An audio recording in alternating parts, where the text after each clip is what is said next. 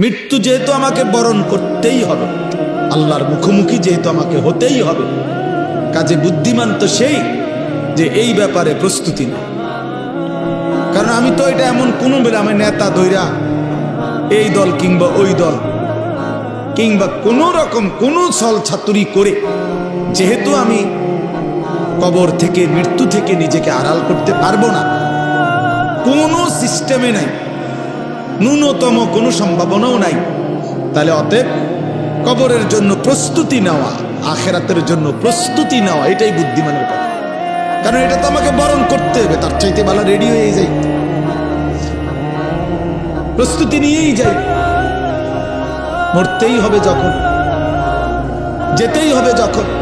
আমার বাপ যদি এই কথাটা আমি বুঝি আমার লাভ, আপনি বুঝলে আপনার, জওয়ান ছেলে তুমি বুঝলে তোমার লাভ। হাসি ঠাট্টা রং তামাশা এই খামখেয়ালি এটা আসলে কোনো জিন্দিগি না। যৌক্তিক কথা এটাই যে বুদ্ধিমান বিবেকবান বিচক্ষণ মানুষ কোনো কাজেই পরিকল্পনাহীন করে না। পরিকল্পনাহীন কাজ তো পশুর হইতে পারে, গন্তব্যহীন টার্গেটবিহীন জীবন তো জানোয়ারের হতে পারে, মানুষের হইতে পারে, পাগল ছাগলের হইতে পারে, মানুষের হইতে পারে। কোনো বাসে যদি কোনো প্যাসেঞ্জার উঠা কন্ট্রাক্টর যদি জিজ্ঞেস করে কই নামবেন, এখন প্যাসেঞ্জার যদি বলে তোমার জেনে মন চায় এখানে নামায় দিও, তো সে কি বলবে? হেল্পার রে কবে এই পাগল কি লেগে উঠে? এই পাগল বলতেই পারে না কোথায় নামবে। এখন তুমি নওজোয়ান বলো ভাইয়া তুমি কোথায় থামবা, তোমার মঞ্জিল কোথায়? দিন রাত যারা মোবাইলে ছবি দেখো, প্রিয় বন্ধু কোথায় গিয়ে থামবা? মানে এই ছবি দেখা থামবে কোথায়? নারী ছাড়া অশ্লীল দৃশ্য ছাড়া যাদের দিন কাটে না রাত কাটে না, দোস্ত আমার থামবা কোথায় গিয়ে? একটা হিসাব কও যে ইনশাল্লাহ হুজুর আমি টার্গেট নিছি 30 বছর নারী দেখব, অথবা আগামী আরো 6 বছর বেডির ছবি দেখব, উলঙ্গ দৃশ্য দেখব, এরপরে থাইমা যাবো, সেটা কও। কোনো টার্গেট নেই, কোনো গন্তব্য জানা নেই, পথ জানা নেই। এ তো ছাগলের জিন্দিগি, এ তো মাতালের জীবন, তো পাগলের জীবন, এ তো অসুস্থ জিন্দিগি ভাইয়া, এ তো অসভ্য জিন্দিগি, হাইওয়ানের জীবন। কোন সুদখোরকে জিজ্ঞাসা করেন, হারামখোর অবৈধ উপার্জনকারী, ওজনে কম দেয়, কাস্টমারকে ঠকায়, মিথ্যা বলে, হারাম রোজগার করে, এই নাফরমান বাটফারকে জিজ্ঞেস করেন যে কখন থামবা, কতদিন পরে তোমার টার্গেট কয়দিন মিথ্যা বলবা, চাহিদা পূরণ হবে কোন দিন? কশ্চিনকালেও না, কোনোদিনও পূরণ হবে না। রাক্ষসা এই দুনিয়া কোনোদিন তৃপ্ত হতে দেয় না, কাউকে না, কাউকে না, কাউকে না।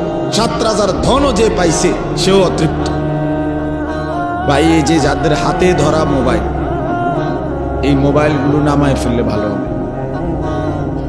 প্রিয় ভাই হাতে ধরে মানে মোবাইল হাতে ধরে রেখে রেকর্ড করা যাবে না, আমি নিষেধ করলাম। রেকর্ড ভিডিও কিছুই করা যাবে না। এই মোবাইল হাতে ধরে আলগি দিবেন না। যার পছন্দ না হয় এই কথাটা আপনি উঠে চলে যান, না তো আমি উঠাই দেব। বললাম একটু পরে আমি ধমক দেবো, কিন্তু তখন লজ্জা পাইবেন। মানার ইচ্ছা না হইলে আপনি উঠে চলে যান, কোনো অসুবিধা নেই। 2-4 জন শ্রোতা কম হইলে তেমন সমস্যা, কিন্তু মোবাইল হাতে ধরে রেকর্ড করা যাবে না, আমি নিষেধ করলাম। কেন? যে যার ডানে বামে আছে নিষেধ করে দেন, বুঝায় দেন কেন। বাস্তবিক অর্থ হলো আমাদের মাকসাদ হলো নিজের জন্য কিছু গ্রহণ করা। তো মোবাইল ধরে রাখলে মনোযোগ হয় না, হাতে ধরে রাখলে দিল জমে না, মানে বারবার মোবাইলের কথাটাই মনে পড়ে, ওইটার দিকেই নজর পড়ে, ফলে বারবারই মোবাইলে উঠতেছে কিনা, তো এটা একবার বাড়ায়, একবার ছোট করে, একবার ডান বাম করে, বেচারার পুরা ফিকিরটা কাজ করে মোবাইলটার প্রতি। তাইলে মোবাইলে ঠিক আছে সব কিছু ক্লিয়ার উঠছে, সুন্দরও হয়েছে, আওয়াজ ক্লিয়ার, সাউন্ড ক্লিয়ার, সব ঠিক আছে, কিন্তু নিজের জন্য কি হলো? আমার দিলের জন্য কি নিলাম? মোবাইলের জন্য তো নিলাম, ঠিক আছে, বাদ। দিলের জন্য আমার নিজের কি খোরাক হলো? এইভাবে সুন্দর করে করে বাংলাদেশের মোট 100 বক্তা, 100টা করে ওয়াজ, সব যদি সুন্দর করে আমি মোবাইলে সেটিং করি, সাজাইয়া দিই, এতেই তো আমার কবর আযাব মাফ তো না? তো তাইলে কি অর্থ আছে? এই জন্য মানুষের দিল একই মুহূর্তে দুই জিনিস ভাবতে পারে না, এটা মনোবিজ্ঞানের কথা। এই জন্য যে দিলে তখন মোবাইল নিয়ে ব্যস্ততা থাকে, ওই দিলে আর নিজের কোনো ফিকির আসে না। এই জন্য এমনি শুনেন বরকত, আমি বলি আমল করে দেখি। এমনি তাকায়া শুনলে কম কথাতেও বরকত হয়, মনোযোগ হয়, দিলে লাগে কথা, যে আমার জন্য বলতেছে, আমাকেই বলতেছে, কোরআন আমার জন্য, কোরআন আমার জন্য, রাসূলুল্লাহ সাল্লাল্লাহু আলাইহি সাল্লামের হাদিস আমার জন্য। এই জন্য ভাই আমি অনুরোধ করছি, মনোযোগ দিলে ভালো। কষ্ট করে বসে থাকা কষ্টকর, আপনাদেরও কষ্টকর, আমাদের জন্য কষ্ট। রাত অনেক হয়েছে, যেন আমি লম্বা করব না, মেহরবানি করে আমরা নওজোয়ান ভাই, তোমরাও আন্তরিক হইলে ভালো, তোমার জন্য কিছু ভাবো। শুধু কেবল মানুষের কথা ভাইব না ভাই, নিজের জন্যও কিছু ভাবো।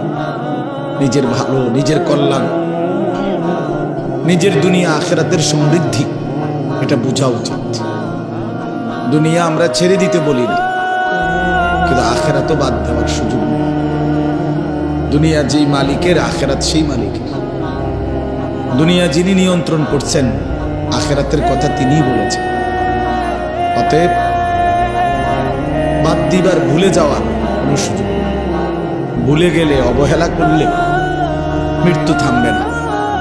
কেউ যদি বেখেয়ালও থাকে তারপরেও মরে যাবে, কেউ ঘুমে থাকলেও মরে যাবে, কেউ অবুঝ থাকলেও মরে যাবে। তাহলে আমি বুঝলেও মরে যাব, না বুঝলেও মরে যাব, খেয়াল করলেও মরে যাব, খেয়াল না করলেও মরে যাব, হাসলেও মরে যাবেন, কাঁদলেও মরে যাবেন, রাজপ্রাসাদ আর অট্টালিকাতে থাকলেও মরে যাবেন, জীর্ণ কুঠির কুড়ে ঘরে থাকলেও মরে যাবেন। মৃত্যু এক অনিবার্য বাস্তবতা, এক চিরন্তন সত্য। এই যে বাচ্চারা এখন দেখাইল, জানাজা দেখাইল, ছোটখাটো বিষয় না। ওই বাচ্চা বলছে জানাজা পড়াবার আগে, আল্লাহর নবী সাল্লাল্লাহু আলাইহি ওয়াসাল্লাম বলছেন, আকসিরু যিকরা হাদিমিল লাযাতিল মাউত। ছেলেটা এখন পড়ে জানাজা পড়াইবার আগে এটা বলছে। আল্লাহর নবী সাল্লাল্লাহু আলাইহি ওয়াসাল্লাম বলছেন, উম্মত, সব কিছুর স্বাদ, সব আনন্দ, সব হাসি, সব স্বাদ, সব মজা এক মুহূর্তেই স্তব্ধ করে দিবে, শেষ করে দিবে যেই জিনিস, সেই মৃত্যুকে বারবার বেশি বেশি স্মরণ করে। মৃত্যু আসবে তো এক মুহূর্তেই তোমার জীবনের সব স্পন্দন থামাই দিবে। আর হাত নড়বে না, আর পাও নড়বে না, আর চোখ মিলবে না, আর কান শুনবে না, আর জবান উচ্চারণ করবে না, আর কোনোদিন হাজার আইটেম তরকারির, মাছের, গোশতের স্বাদ এই জিহ্বাতে আর অনুভূত হবে না। এই পৃথিবীর সব আলো বাতাস থাকবে, রোদ উঠবে, বৃষ্টি আসবে, আলো হবে, অন্ধকার হবে, রাত হবে, দিন হবে, তুমি আর থাকবে না। না তখন আলো দেখবার কোনোদিন, না অন্ধকার। এই জন্য এটা নবী সাল্লাল্লাহু আলাইহি ওয়াসাল্লাম বলছেন, আকসিরু, তোমরা মৃত্যুকে বেশি বেশি স্মরণ করো।